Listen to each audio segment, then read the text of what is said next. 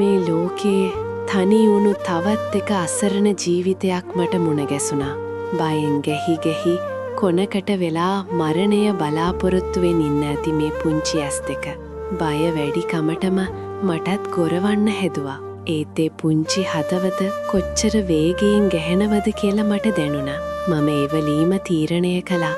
මීට පස්සේ මේ පුංචි පැටියට කවදාවත් පාරක් අයිනේ තනි වෙන්න ඉඩ දෙන්නේ නැහැ කියලා. ටිකින් ටික මගේ උණුසුමට ඒ පුංචි හිත හුරු වෙන්න පටන් ගත්තා.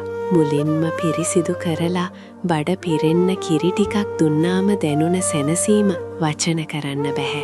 බලන්නකෝ මේ ඇස් දෙකේ තියෙන ලස්සන මේ අහිංසකකම කොහොමද කෙනෙක්ට මගහැර යන්න පුරුවන්?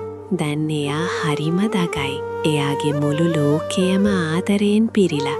එදා පාරේ කොනක බයෙන් වෙවුලුපු ඒ පැටියා නෙවෙයි අද මේ ඉන්නේ.